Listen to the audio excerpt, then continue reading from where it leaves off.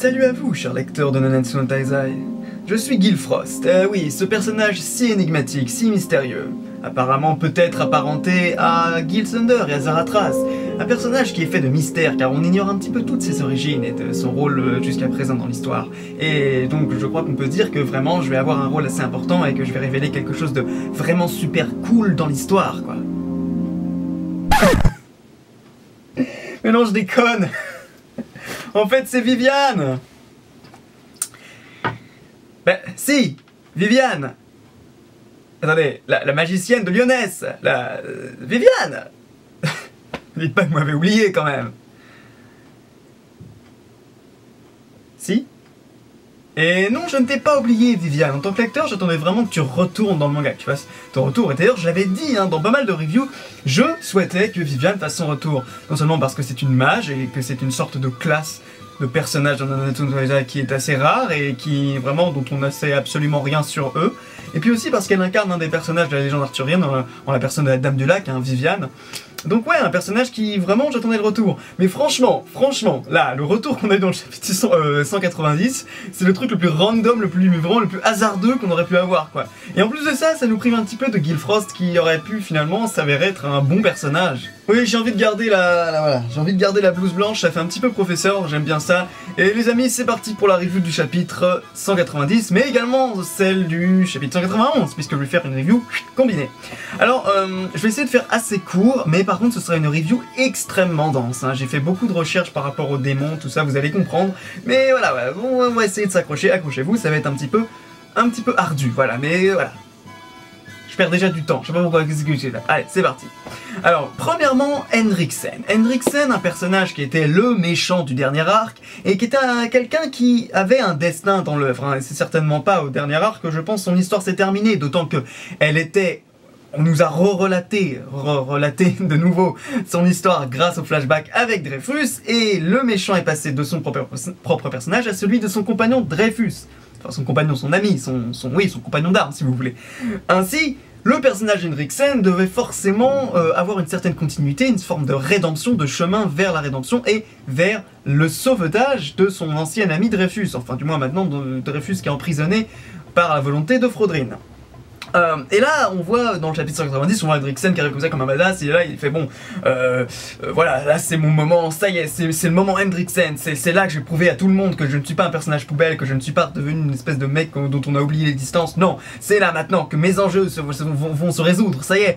Et en fait non, voilà, on voit juste 3 secondes Henriksen qui est là, qui s'avance avec son épée très sympa et tout, qui commence à dire, d'ailleurs j'aime bien son épée, c'est une sorte de petite rapière, j'aime bien, enfin bon, ça c'est pour les gens qui sont un petit peu des amateurs d'armes comme moi, donc je pense que voilà, je dois être tout seul. Voilà. En vérité, donc voilà, Henriksen, je l'aime bien, mais je dois dire que là, son apparition et son action, son intervention dans le chapitre précédent, l'avant-dernier, ça n'a abouti absolument à rien. Deuxième point, chers amis, nous allons parler donc de Grey Road, ou Grey Lord.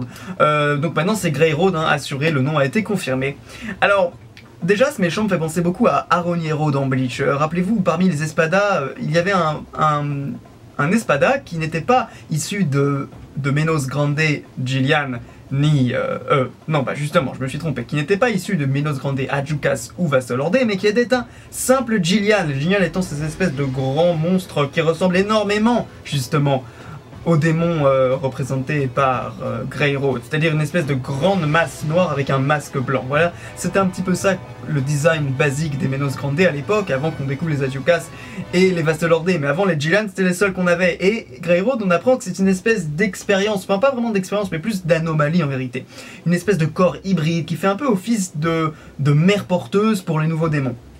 Alors, je trouve ce personnage très intéressant, notamment parce que via sa technique, le festival, il y a une espèce de thématique un peu, vous voyez, un peu reine des fourmis ou reine des insectes, vous voyez, une espèce de reine abeille, qui, d'ailleurs, un petit peu comme la mère, pour ceux qui ont vu Hunter x Hunter, un peu comme la mère de Meruem, vous voyez, qui donne un peu, bon, il y a un aspect très féminin dans ce personnage, d'ailleurs, je trouve qu'à partir de maintenant, je vais peut-être le féminiser, ce personnage, parce qu'on n'a pas des masses de personnages féminins parmi les 10 commandements, et donc je pense que ce n'est pas du luxe. Voilà, on va prendre celui-là, même si c'est un peu comme Ivankov, c'est-à-dire des personnages qui sont un peu changeants au niveau de leur genre. Alors par rapport aussi à sa technique, donc par rapport au fait qu'il soit un petit peu une mère porteuse pour de nouveaux démons, hein, mais cette fois-ci des démons purs, à l'inverse de Hendrickson qui avait corrompu des humains qui étaient un peu des sortes de créatures chimériques un peu bordéliques. Là, c'est vraiment des démons qui sont... comment dire, l'être humain est rebooté complètement, mise à jour, mise à niveau, bim bam boum, et ensuite tu deviens un démon. On voit démon bleu, non pardon, bah justement, on voit pas démon bleu, on voit démon rouge, démon gris, et on voit pas démon bleu, mais sans doute parce qu'il y en avait que deux, sans doute qu'il peut créer des démons bleus.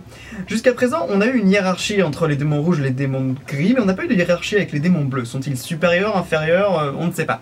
Aussi, j'aimerais bien savoir si, justement, cet arbre de vie des démons peut essayer, enfin, ces racines, vous voyez, qui créent des démons, peuvent aussi créer d'autres sortes de démons, hein, parce qu'on a vu rouge, bleu, gris, mais enfin bon, il y a sûrement peut-être d'autres couleurs de démons, peut-être 10 couleurs de démons pour aller un petit peu avec les 10 commandements. Bon, ça, c'est un petit peu de la spéculation, mais enfin bon, voilà.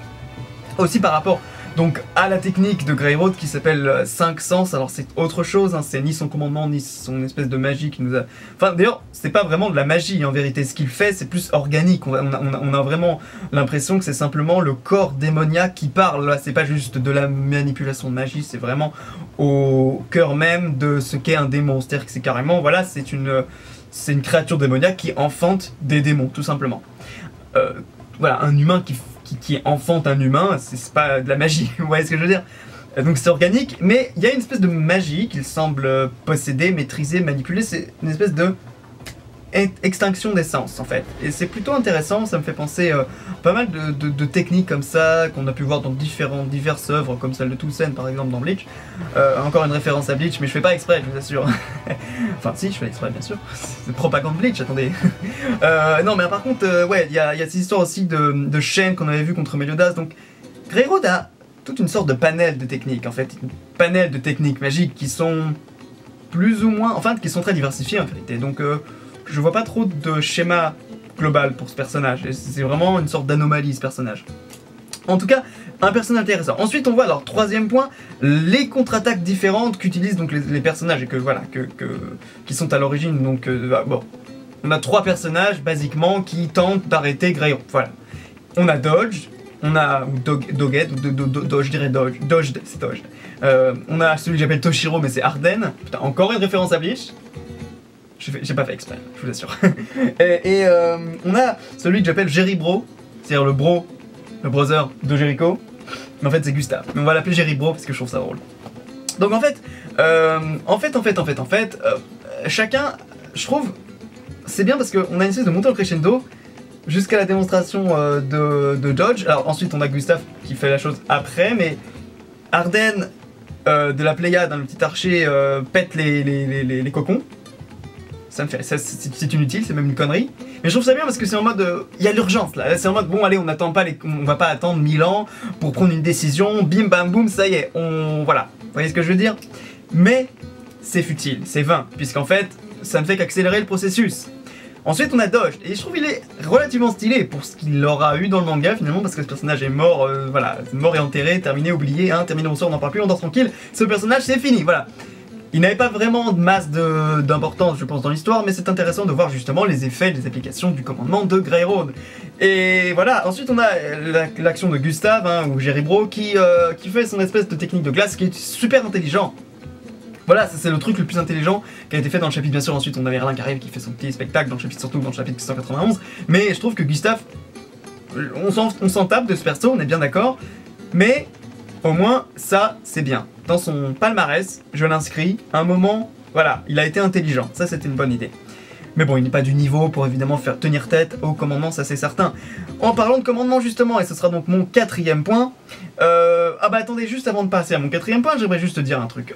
Par rapport à la technique de Dodge, un tout petit truc. Sa technique, c'est quoi? C'est boost. Et c'est intéressant de voir une technique de renforcement ou d'enchantement corporel. On n'a pas trop vu ça dans Nanatsu no Taizai. Vous voyez, pour vous donner un exemple, bah tiens, dans Hunter x Hunter, la catégorie des Hatsu, des naines de renforcement, c'est exactement ça. C'est une forme de magie ou de pouvoir, si vous voulez, qui s'apparente en fait, qui se transcrit dans la puissance physique, vous voyez. Et donc là, c'est un boost physique de vitesse. Voilà, juste un petit détail. Mais j'aime bien, voilà, apporter un un regard un peu plus détaillé sur le traitement de la magie et des pouvoirs dans chaque œuvre dont je fais des reviews. C'est intéressant de voir ça. 4e point, donc, le commandement Greyroad, tu ne tueras point. On savait que c'était celui-là, on l'avait déjà vu à l'œuvre, hein, il y a très longtemps, d'ailleurs contre Denzel, je me rappelle. Et, enfin, mon Death Spear c'est Denzel quand ils étaient face à Dreyfus ou Frodrin. Et à ce moment-là, donc on voit que Dodge meurt tout simplement, il se fait défoncer, voilà, toute la vie s'aspire de son corps. Et se fait aspirer de son corps. Et donc je trouve que c'est vraiment, ça montre à quel point les 10 commandements originaux, dont le tu ne tueras point est un des plus connus, auraient fait vraiment office de... Enfin, sont super... regardez les opportunités qu'on a, quoi. Vous prenez une référence biblique, pour le coup, là c'est biblique, mais ça peut être n'importe quoi. Et vous avez des trucs géniaux, voilà, pour les adapter sur le mode de la fantasy, sur le ton de la fantasy et du fantastique. Et il y a aussi autre chose, c'est regardez ce qu'on aurait pu avoir avec tu ne voleras point ou tu par exemple, je sais pas, tu respecteras, tu honoreras ton père et ta mère. Les deux commandements qui ne seront pas utilisés sûrement par Nakaba, puisqu'il a décidé de faire à la place la réticence et je sais pas, la patience, un truc comme ça, pour Dolor et puis pour Manspiet. Ce qui n'équivaut absolument à rien dans n'importe quelle version des 10 commandements que j'ai pu lire, hein. Franchement, je vous assure, j'y ai passé du temps. Alors en fait, on a... Tu ne voleras pas, ça aurait pu vraiment être excellent face à Ban, vous voyez, ça aurait été génial, on aurait eu un combat, le vol contre le voleur, ça aurait été assez amusant. Ban aurait été vraiment coincé dans ses retranchements et je sais pas comment il aurait pu faire parce que techniquement, toutes les techniques, Hunterfest, Fox, je sais plus quoi, bah de toute façon sa magie, enfin son pouvoir Snatch, se fondent littéralement sur voilà, le vol techniquement. Ensuite donc on aurait eu voilà, tu honoreras ton père et ta mère, ça aurait été un petit peu intéressant de voir que quand, mettons j'imagine un pouvoir, quand tu es l'aîné, quand tu es plus vieux que quelqu'un, quand tu as plus d'expérience, les autres ne peuvent pas te surpasser. Vous voyez, ils sont coincés dans une espèce d'état d'admiration, voilà, envers toi. Ça aurait pu être bien de voir ça avec un des 10 commandements, mettons le doyen des 10 commandements, voilà, qui aurait été le mec complètement absolument insurmontable en termes d'expérience. Donc ça aurait été vraiment bien de développer ces commandements originaux et authentiques, mais bon, bah apparemment Nakaba n'a pas souhaité faire ça. Je trouve ça vraiment curieux en ce qui concerne pour le vol, ça aurait été vraiment un bon match-up avec Ban justement, ou peut-être un très mauvais match-up du coup pour le coup, mais enfin ça aurait été intéressant. Alors ensuite on va enfin parler, point numéro 5, et bien nous allons parler de Viviane et de son retour, qui nous révèle en fait que Gilfrost c'était un faux personnage, c'était un trompe-l'œil, c'était juste une magie d'illusion ou de camouflage ou je sais pas quoi, enfin une magie de transformation. Et enfin, soit l'un soit l'autre, peu importe, mais en vérité ici on comprend qu'en fait Viviane elle était là depuis le début pour protéger Guild Thunder et puis pour protéger Guild et puis aussi pour l'espionner, quoi, parce que c'est un peu une stalkeuse, hein, clairement. Donc voilà, c'est dommage, parce que à la limite, Viviane, moi j'étais ok pour la revoir, franchement, comme j'ai dit en intro, je trouvais que c'était un personnage, comme c'est une mage et qu'on n'a pas beaucoup de mages dans l'histoire, en fait, maintenant on en a deux, voilà, voilà, en plus, avec Gilfrost, on avait un troisième mage qui... C'est un peu comme les druides, vous voyez, des druides on en a très peu, je veux dire Zaratras, Elisabeth, Hendriksen et puis les 3 druides qu'on avait vus sur l'île là.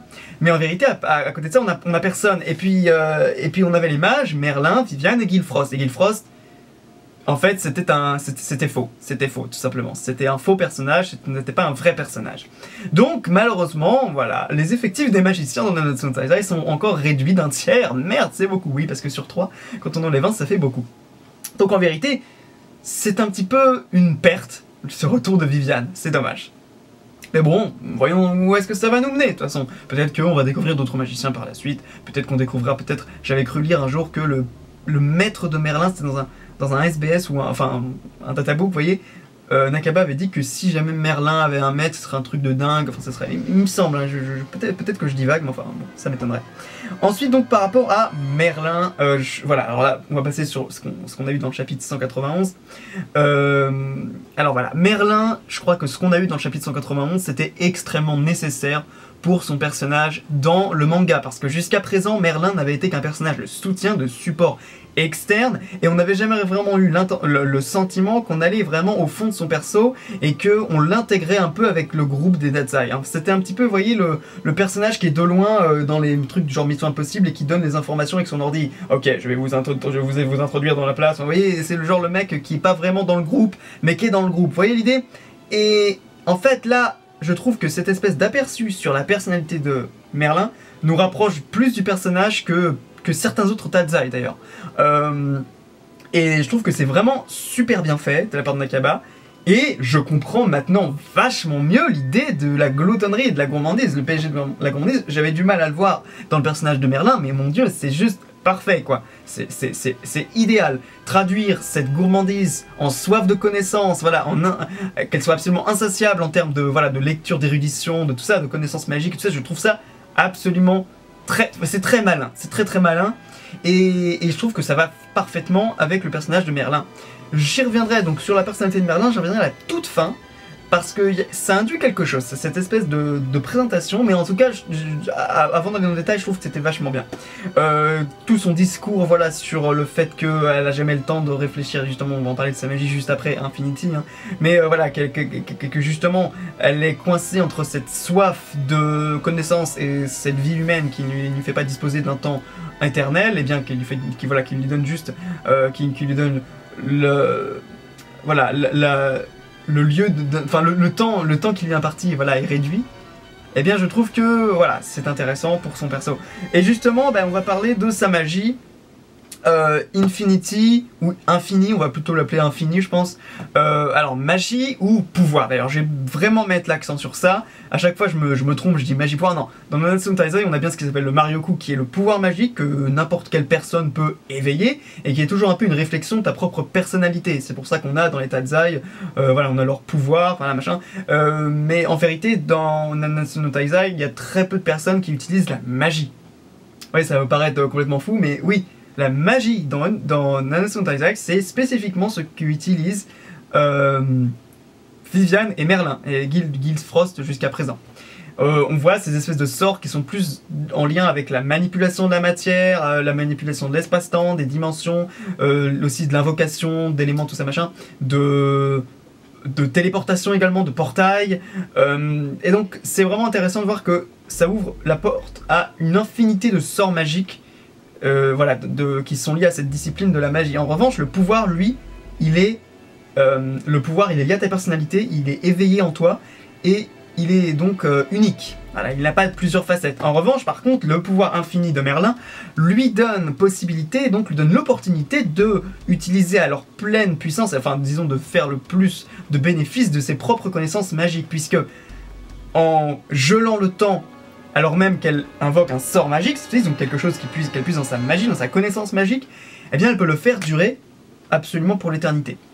Ce qui est vraiment absolument OP parce que ça la permet en fait de maîtriser parfaitement le champ de bataille.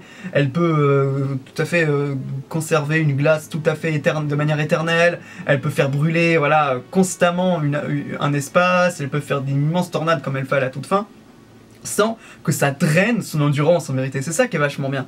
Donc voilà un petit peu ce que je dirais sur sa magie, mais nous allons passer donc ensuite à l'information, je dirais, la plus intéressante, c'est par rapport au démon et par rapport à la révélation qu'elle fait. Alors, elle dit une chose très intéressante, elle dit « Je suis la fille de Bélialine ». Elle a dit « Je me suis souvenu, en gros, vous auriez dû vous souvenir que voilà, j'ai une résistance accrue au commandement. Et pourquoi? Parce que je suis la fille de Bélialine.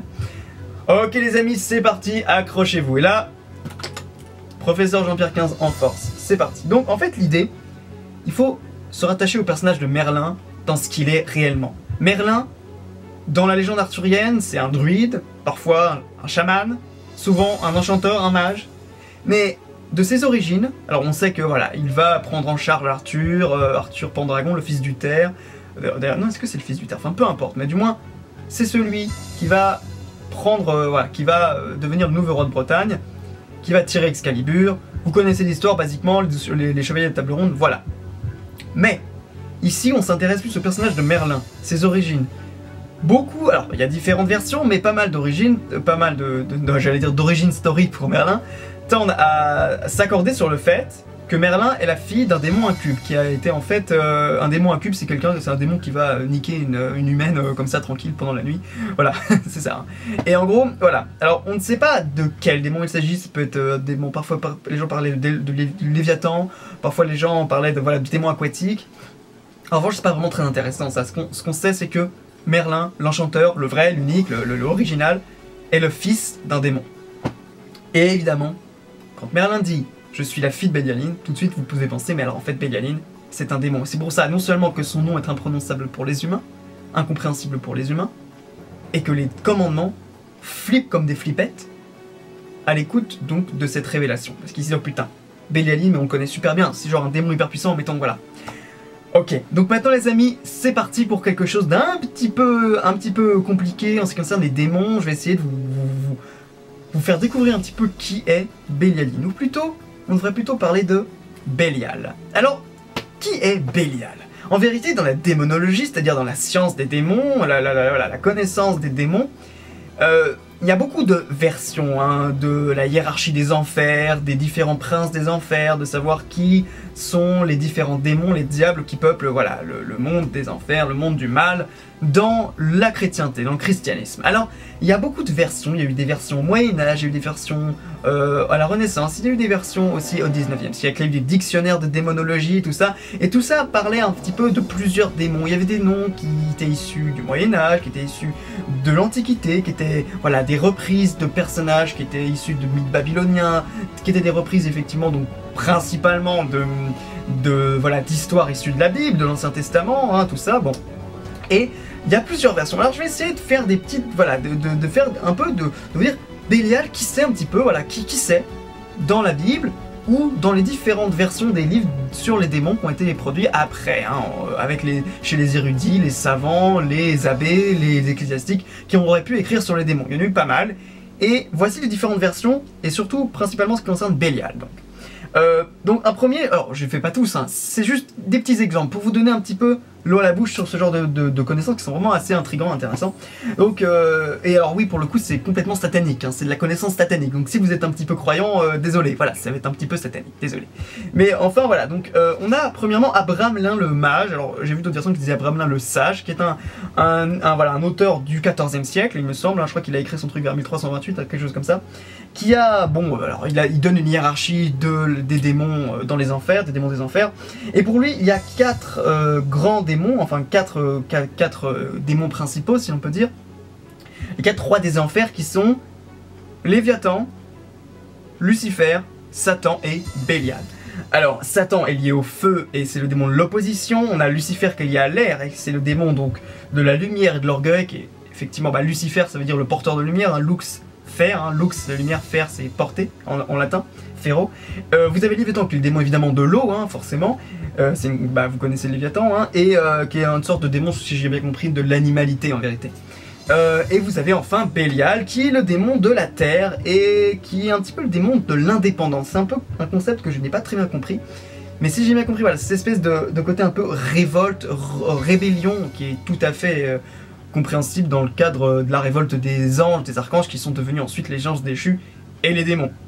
Alors ça c'est voilà la première classification, et puis on a aussi donc, alors ce sont les 4 grands princes des enfers, et puis on a après dans sa classification d'autres princes un peu mineurs du style Asmodée, Asgaroth, Belzébuth. Je vous dis ces termes pas forcément pour que vous les reteniez, mais si on rencontre des personnages un peu qui ont des prénoms un peu similaires dans Nanatsu Fantasy, ce serait intéressant maintenant si on croise un Asmodeus, tout de suite ça devrait sonner, voilà, ça devrait sonner dans votre tête, quelque chose.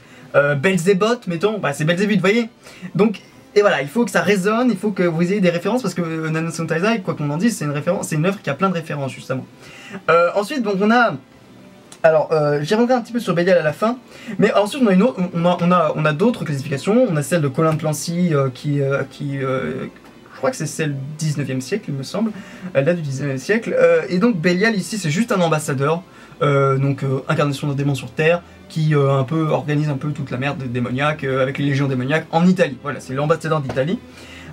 Ici, donc, c'est dans une classification où Satan et Lucifer sont séparés. Et des fois, ils sont remis ensemble et où Belzébuth est le chef de tout le monde. Voilà, c'est une autre version où Belzébuth, c'est celui qui aurait détrôné Satan. Mais Satan, ici, il représente la colère. Je vous dis juste ça comme ça parce que vous allez voir ensuite là où je vais en venir. Et Lucifer, c'est l'orgueil. Vous allez comprendre pourquoi. Je mets un peu de côté cette version, celle de Colin de Clancy, parce que je crois que Bélial, non, Bélial ici on parle pas juste d'un ambassadeur. Dans Nanatsu Taizai, c'est pas juste un pauvre mec, non, Bélial apparemment ça a l'air d'être un mec assez important. Alors ensuite, troisième un peu vision des choses, c'est celle de Peter Binsfield, pardon, qui est aussi repris par pas mal d'auteurs anglais, hein, que ce soit au 16e ou au 15e, c'est-à-dire voilà, fin du Moyen-Âge. Et ici, pourquoi je prends cette version? Tout simplement parce qu'elle est très intéressante, elle octroie à 7 princes des enfers les 7 péchés capitaux. Donc c'est assez intéressant. On a Lucifer, l'orgueil, on a Mammon, l'avarice, on a Asmodée associé à la luxure, le Léviathan associé à l'envie, Belzébuth associé à la gourmandise, Satan associé à la colère et Belphégor associé à la paresse. Enfin la paresse, vous voyez, c'est l'acédie, c'est-à-dire la mélancolie, basiquement. Pas de trace de Bélial. comme on peut le voir, mais on a quand même cette espèce d'analogie avec les Seven Deadly Sins. Intéressant, c'est intéressant. Alors je vais revenir un petit peu sur Bélial, puis ensuite je ferai une conclusion avec une classification populaire moderne des Princes des Enfers, qui est assez intéressante. En revanche, donc par rapport à la classification d'Abramelin le Mage, la première dont je vous ai parlé, Bélial est associé aux ténèbres, à l'athéisme. Alors c'est un petit peu vague, vous voyez, je fais un peu un mix, hein. Vous voyez, ensuite on verra bien dans le cours du manga s'il y a un lien avec ces références, mais c'est intéressant. Ténèbres, athéisme, le vice, c'est apparemment un des plus crapuleux, un des plus vils démons qu'on puisse avoir. Homosexualité, apparemment il était vénéré à Sodome, donc vous connaissez l'histoire Sodome, Gomorrhe, enfin, Sodome, vous devriez un petit peu comprendre ce que les gens faisaient dans cette ville. Et aussi donc celui qui a immédiatement, et ça c'est hyper intéressant, secondé la révolte des anges, qui deviendront donc les anges déchus et les démons, de Lucifer. Donc Lucifer a commencé cette révolte, par orgueil, mais aussi par lumière, c'était la créature la plus parfaite après Dieu, et justement il a commencé à se dire, mais en fait, est-ce que Dieu ne nous ment pas? Est-ce que ses voix sont vraiment si...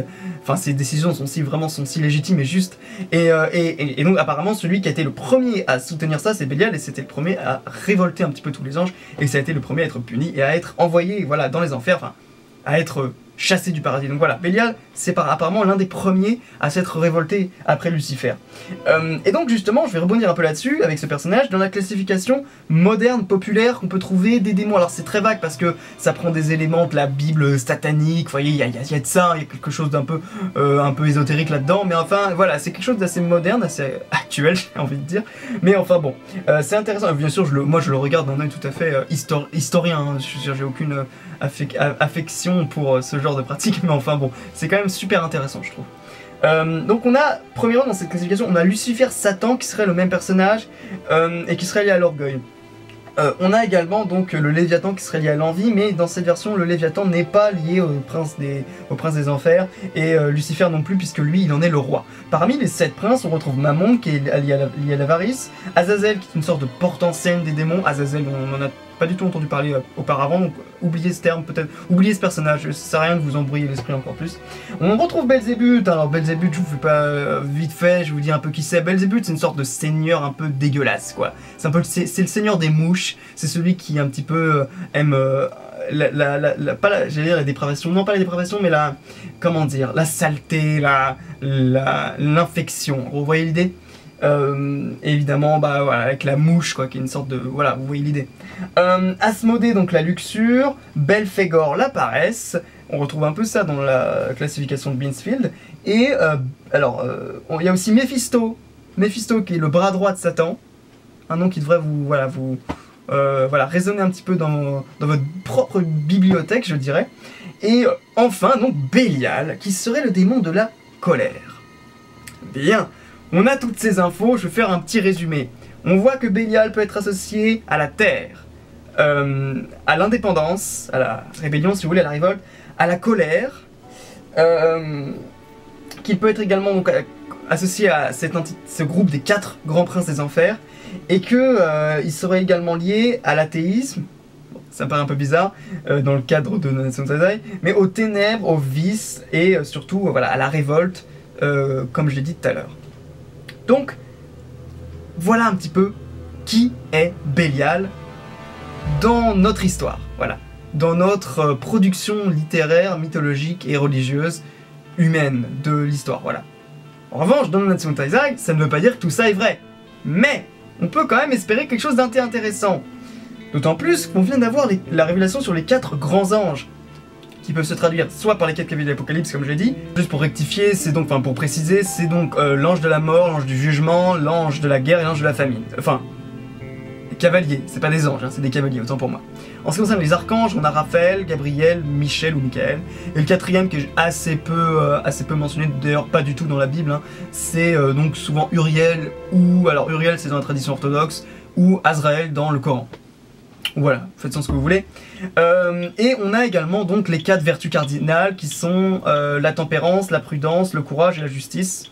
Donc, encore une fois, potentiellement adaptable à un groupe un peu similaire aux 10 commandements ou aux Seven Deadly Sins, hein, aux 7 péchés capitaux. Mais dans le clan des déesses. Et là, justement, en parallèle, on a ce chiffre 4 qui pourrait s'avérer être un groupe supérieur aux 10 commandements dans le clan des démons. Les 4 grands princes des enfers. On aurait donc le Léviathan, Bélial, Lucifer et Satan. ce serait super intéressant. Et puis on pourrait même avoir d'autres démons dans l'œuvre, comme par exemple, je vous l'ai dit, d'autres démons de style Belphégor, je sais pas, Méphisto, Asmodée, Asgaroth, Belzébuth. Tiens d'ailleurs, un truc qui vient de me traverser l'esprit, dans le flashback où on voit Méliodas en tant que chef des démons, enfin des 10 commandements pardon, eh bien on voit dans le fond, il y a parmi les commandements, les 2 commandements dont on ne connaît pas l'identité, enfin d'ailleurs si, on voit, enfin il y en a 3, il y a le gros géant, il y a l'espèce de mec qui ressemble au roi des vampires Israf, et puis t'as l'espèce de mouche, et justement, Belzébuth, dans l'idée, c'est un petit peu ce seigneur des mouches, si vous voulez, cette espèce de seigneur de la saleté, de l'infection, de voilà. Et donc vous voyez un petit peu, on pourrait retrouver ces personnages dans l'œuvre comme ça, avec des noms un peu similaires du style, par exemple Asmodée, c'est une espèce de serpent reptilien, je me rappelle dans Rouge Muraille, pour ceux qui ont lu les bouquins, il y avait un grand serpent qui était une sorte de gardien de l'épée que Mathieu devait aller chercher, enfin, c'est pour ceux qui ont lu les bouquins, et c'était un serpent, voilà, il s'appelait Asmodeus. Et donc voilà, donc ça pourrait être assez intéressant d'essayer d'avoir ces références en tête quand on va lire l'œuvre, enfin, quand on va un peu plus s'intéresser justement à la cosmogonie générale et à la genèse un peu du monde de Nanatsu no Taizai, qui sont un petit peu vraiment les clans des démons, quel est le clan, enfin quelle est la structure du clan des déesses, quelle est la structure du clan des démons, parce que pour l'instant on connaît pas grand chose. Et donc voilà, en ce qui concerne le roi des démons, alors est-ce que ça pourrait être Bélial? En ce qui concerne donc Bélial, on ne sait pas vraiment si c'est quelle version, quelle telle ou telle version, donc ça pourrait être... Parce que c'est vrai que Bélial, des fois, est désigné comme un des rois des enfers, donc bon, ça pourrait être ça, mais je verrais bien 4 rois des enfers. Honnêtement, après, ça fait vraiment, on nous a parlé d'un seul roi des démons, donc bon, ça paraîtrait un petit peu comme du retcon. En fait, non, il y en avait 4, on a oublié les 3 autres, ils étaient moins importants. Vous voyez l'idée? Non, bon, alors après, je pense que c'est un peu curieux de la part de Nakaba de n'utiliser que Bélial, parce que c'est sûrement le moins connu des 4 grands princes, justement, entre Lucifer, Satan et Léviathan. Mais ce serait intéressant, justement, d'explorer un petit peu, d'exploiter ces différentes références et voilà, et qu'elles soient présentes dans votre propre grille de lecture, dans votre propre bibliothèque quand vous lirez un petit peu plus avant le manga. Et aussi donc maintenant voilà, pour terminer, voilà, ce sera mon dernier point, je vais parler un petit peu des 10 commandements, non pardon, des 7 péchés capitaux, et il y a quelque chose d'assez intéressant à noter, je trouve que maintenant, désormais, les 7 péchés capitaux, on peut vraiment raisonnablement les diviser en 2 groupes. Vous avez 3 péchés capitaux qui sont humains, par leurs intentions, leur nature, leurs origines, leurs racines, ce qu'ils veulent, ce qu'ils souhaitent, les émotions qui les ont traversées, leur vécu, leur parcours, leur expérience, leurs propres démons, leurs propres intentions profondes et ce qu'ils veulent réellement et ce pourquoi ils se battent, ce qui les motive. On les comprend, on a eu leur backstory, on est derrière eux, on est... voilà. Et donc ces personnages, ce sont Ban, King et Diane. Pour moi, je ne vais pas rentrer dans les détails, vous voyez pourquoi, de qui je veux parler. Enfin, pourquoi je les mentionne un petit peu, voilà, je trouve qu'ils sont humains, je trouve que voilà, on les comprend, voilà, on est derrière eux vraiment dans tous les enjeux qui tournent autour de leur perso. En ce qui concerne donc les 4 autres, je trouve qu'ils deviennent de plus en plus mystérieux, énigmatiques et inhumains, et de plus en plus, je trouve, effrayants et menaçants. Vous avez, premièrement, Escanor, qui est clairement un personnage dont on ne sait rien, en vérité, on a eu un micro-chouïa backstory, mais c'était vraiment qu'une espèce de leurre, finalement, parce qu'on n'a rien vu sur lui. Et en fait, il est vraiment effrayant, regardez là, sur l'Arc des Vampires, ils ont littéralement besoin de l'assommer, de le plonger dans une sorte de coma temporaire, pour qu'il puisse ne pas exploser tout, quoi, pour l'empêcher de tout exploser, parce qu'il ne contrôle pas son pouvoir, et cette arrogance le perd, on a l'impression qu'au bout d'un moment il est plus du tout la même personne, quoi.